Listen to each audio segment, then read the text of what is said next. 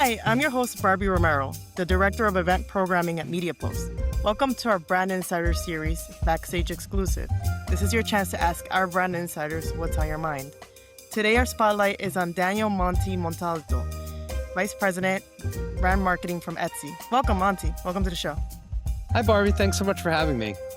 Thanks for being on. And you had a really cool campaign a few weeks ago during Prime Day, the Shop Other Jeffs campaign. I thought that was very creative, by the way. So, do you have any advice for marketers that want to go head to head with competition, basically? Yeah, first of all, thank you so much for the kind words.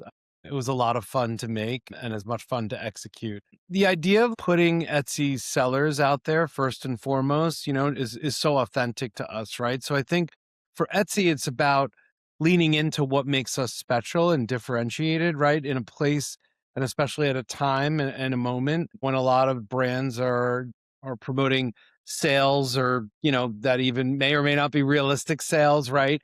Where commerce almost feels like the point, right?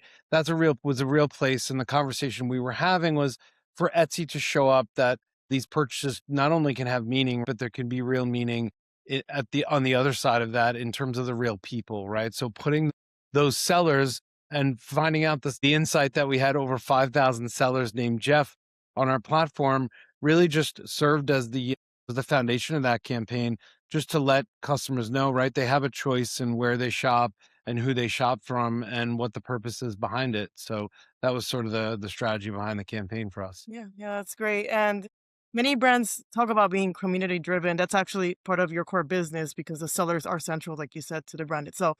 How do you balance telling those seller stories without overshadowing the Etsy brand as a whole? Right. Well, yeah. I mean, as you said, right, Etsy is nothing without our sellers, right? They are the whole foundation of not just our brand, but our business. So telling their stories is Etsy's story, right?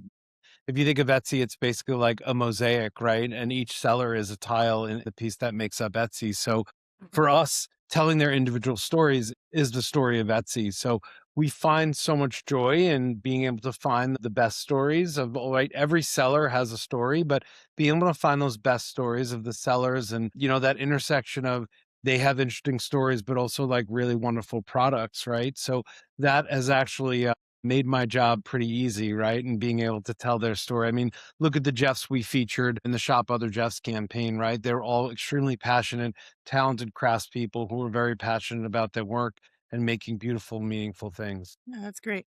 You also incorporate a strategy built around milestones and mini stones. What prompted that shift and what has it unlocked?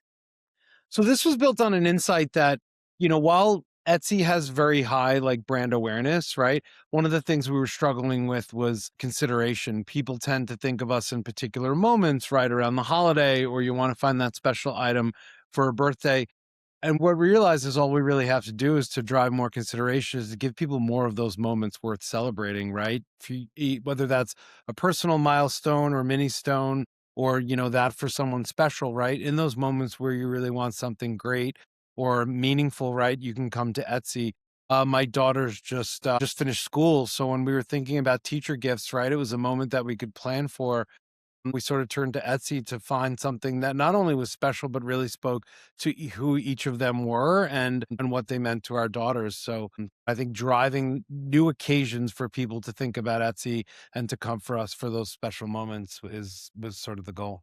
A lot of people, when they think about a milestone, they think about this huge thing. So yeah, that's a great example on teacher gifts, like something as basic as that. So that's awesome. All right. So then the next question is, how can marketers try to balance emotional brand building when they're dealing with pressure to show performance metrics? So that's a constant debate, right? In marketing now, it's where's the ROI? So how can marketers try to balance these two things? Yeah, I mean, what I would say is we sort of see them as deeply connected. Like if you can build an emotional connection to a brand, I don't think there's any dispute that that helps to drive consideration, right? I mean, awareness if that's the goal, but for us it's consideration, right? So that's what we're thinking of. And when you can build that emotional connection and give people more reasons and more ways to think about the brand, I think that's the ultimate goal. So like as you mentioned earlier, like the Shop Other Jeffs campaign, right? We were in a moment where lots of the world's biggest retailers were having sales for the sake of sales, right? It's sort of like a manufactured retail moment. what we were able to do is to put our hand up and say, "Hey, are you thinking about buying something? Like, here are real people that you can buy from who worked really hard and you're supporting their business and their lives," right? We went to their homes to showcase that. So I see them as complementary. Without good storytelling, you're not going to have good performance. Definitely. And then the last one here is what is the biggest mistake you see brands when trying to tell these authentic stories? So a lot of brands, they're like, oh, let's hop on this train and then it may fail. So what is the biggest mistake?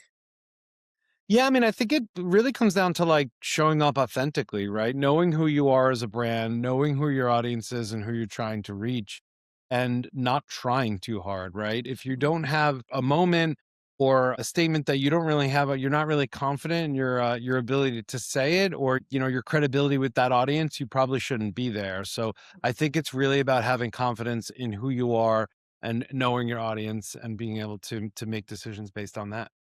Yeah, that's great advice. Are you ready for some rapid fire questions now? Absolutely. Do you have a favorite Etsy seller?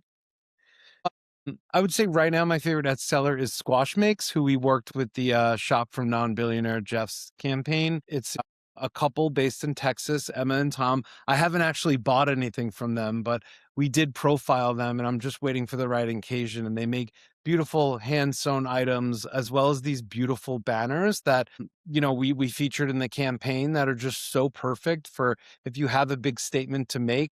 It seems like the best way to do it. They're felt banners, hand sewn, and, I'm just waiting for that right statement to have to make something to have a banner made. That's awesome. And speaking about occasions, you have a favorite holiday to market around. So you have Christmas, Halloween, etc. The world's your oyster. Do you have a favorite one? I would say as a marketer, it's obviously Christmas. It's such a big moment for us to get people, driving. I would say as a buyer, it's Halloween. I go Mm, hard with the family, on Halloween, and Etsy's often the first place I turn to when I want really authentic handmade costumes. So my goal is always for us to stand out among the crowds. that's awesome. And is there a favorite brand or campaign that you have that outside of Etsy that you think is doing great work? You know what I'd say is Pinterest's most recent brand campaign encouraging people to be offline. Mhm. I think it works so well, not only in this moment, but I think just also for them to really understand their differentiation. It feels bold, but also so self aware that they not only know them, but they also know their core audience. So it didn't feel like they were chasing after something inauthentic. And I just love the overall message as well. Yeah, that's great to hear. Well, Monty, thanks so much for joining us and answering all of our questions. Yeah. Hey, Barbie, thank you so much for the time and for the amazing questions. I had a lot of fun. Thanks so much. That's great. And thank you to the audience for tuning in as well. If you have any questions or want to be featured yourself, contact me at barbie@mediapost.com. Take care.